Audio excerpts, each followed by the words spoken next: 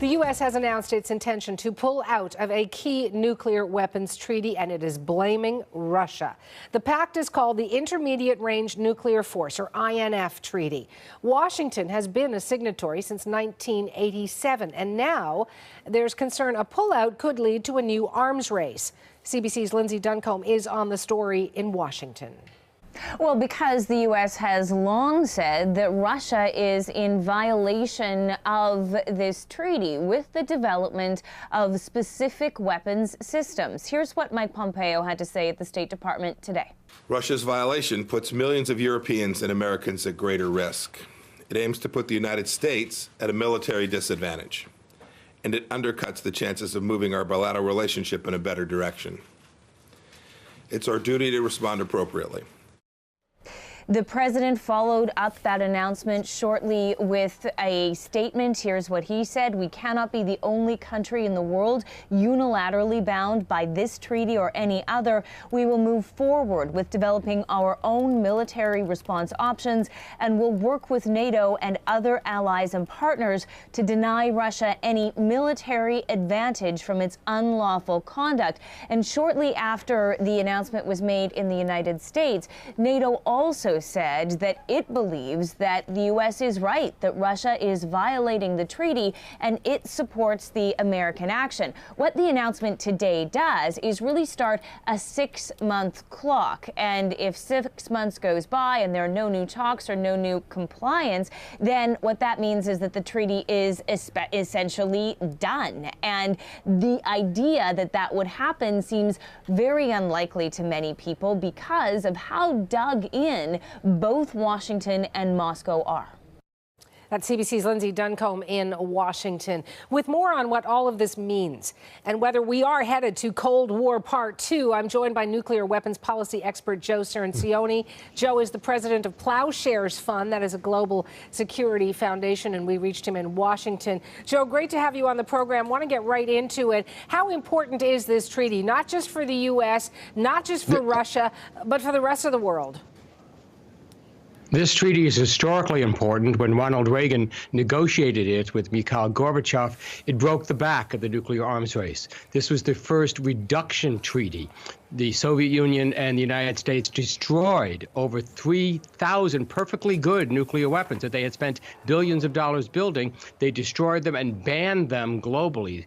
It really started the process of nuclear reductions that has gone on for over 30 years to this day. It's important now because it continues that ban on these weapons. And the hope has always been that you could get other countries like China, like India, to eventually join in this ban. The U.S. killing this treaty now is a major blow to the nuclear security safety net that we've constructed over the decades. And the fear is that it will lead to even more unraveling, particularly with the new START treaty that has constrained Russia and the United States' strategic long-range forces. You brought up a good point. China, India, nuclear-armed countries. What message does it send to those two? That the gentlemen, start your engines. You know, both of those countries have missiles of this range, and now it tells them that the United States and Russia are going to try to build new ones. There is a real problem. When I was an advisor to the State Department, I saw the data on the Russian test of this missile. I agree, they are almost certainly in violation. But when someone breaks the law, you don't repeal the law. The trick is to get them back into compliance. When Ronald Reagan was negotiating this treaty in the late 1980s, Russia was in violation of the Anti-Ballistic Missile Treaty, the ABM Treaty. He didn't kill the treaty. He worked to get them back in compliance, which he eventually did after 8 years. So that's the path that our NATO allies would like us to pursue. The NATO allies are very worried Joe, that this could need a break. Let me jump in here. To give Washington its due, it's not killing the treaty. It's Saturday, tomorrow, the clock will start on 180 days as to whether the U.S. does, negate this and it pulls out. So there's 6 months in which to find perhaps a different punishment. Is that the right term? That's a different diplomatic solution, and there are multiple ways you can fix this. But that's exactly right, and that's why you're hearing these statements come out of NATO. They want to show solidarity at the highest level, even though their governments are privately freaking out over this. Yep. For example, look at the statements from the European Union foreign spokesperson, much more concerned about the U.S. action, and they're hoping that the U.S. and Russia can be coaxed back into a negotiation. Right now, the United States is demanding that Russia destroy these missiles. Russia is offering visual inspection of the missiles. That is the kind of step the U.S. should accept. So it's somewhat of concern that the U.S. is such a hardline position, and it fuels suspicion that the point is to kill the treaty, not really to get Russia into compliance. John Bolton, the national security advisor, has hated this treaty ever since Ronald Reagan negotiated it. He may have succeeded in killing it. We got 6 months to stop him from putting in the knife. The European allies, you mentioned, they're on edge. That's only going to increase as that clock continues towards that end of the 180 days. How is it going to try to coax the United States to rethink?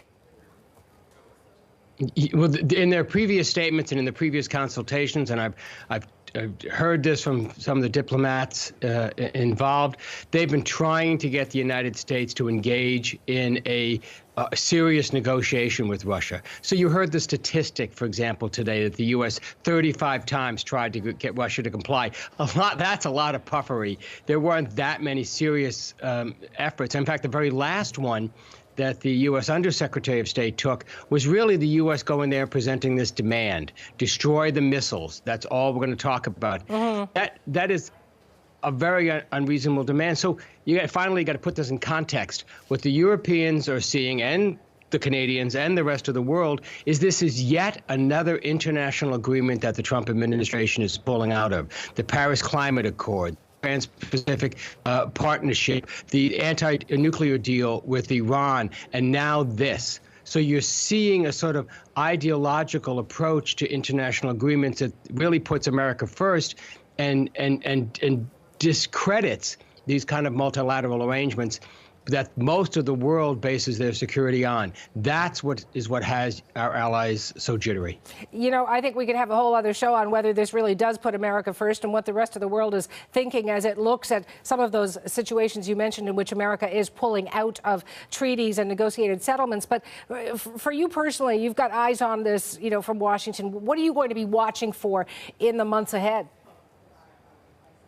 Will the State Department engage in good faith negotiations with Russia? Now, my view is that both of the parties are to blame. Russia for violating this in the first place and for not doing enough to fix it when they had the chance over the past 4 years now, since we detected the violation. Russia should have done more.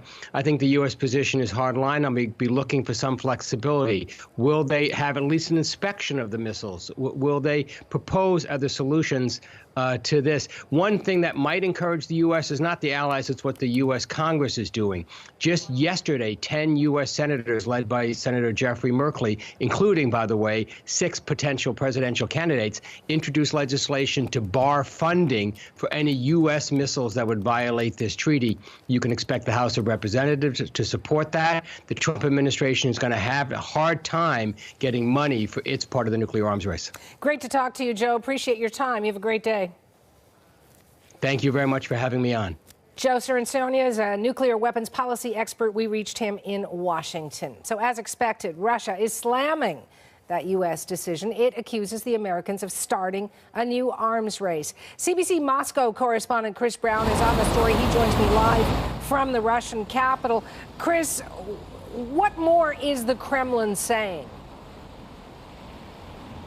Well, so Hannah, the Kremlin has had a long time, many weeks, if not months, to sort of prepare its lines for this, and also to set up really who's going to get hit with the blame game in this. But let's go through some of what's been said today, and there have been some pretty strong words. We'll start with the Federation Council on Foreign Affairs Committee.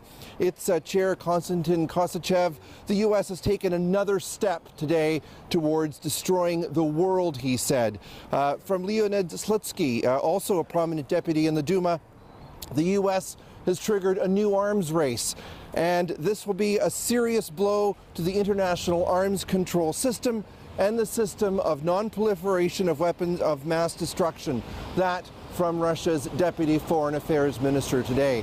As I say, Russia has seen this coming, almost in a bid to head off some of what the Americans have been saying today. Last week, they invited a number of defense attaches from all around the world out to one of their military installations to show off some of these controversial missiles. They showed them the gas tanks, they showed them the warheads, and they said, look, these are all built and assembled this way in the factory. They can't be changed, and they clearly can't fly beyond the distances that we say they can, so there's nothing to the American claims. Of course, the U.S. State Department not only flatly rejected that assessment, saying, of course, you can tamper with these, and you do all the time. They didn't send any of their defense attaches out to view it, nor did any other NATO country. And outside of political circles there in Moscow, what concerns are you hearing, Chris? I think really almost for the last year, 18 months at least, beyond treaties, but really just talking about the overall relationship between Russia and the United States, as there have been diplomatic expulsions and an overall lessening of official contacts and also unofficial contacts between Russia and the United States. You're hearing from groups such as the Carnegie Center here that they're quite worried that back in the Cold War, there was often a lot of talking, and so that people could kind of see what's coming up and they kind of understood the other side better. And without those official and unofficial contacts, there's room for mistakes. So the Carnegie Institute calls those things almost unofficial guardrails, and they see a lot of those guardrails that basically prevented accidents, prevented war from being in jeopardy. Thanks for that, Chris. We'll talk again. CBC's Chris Brown. He is in Moscow.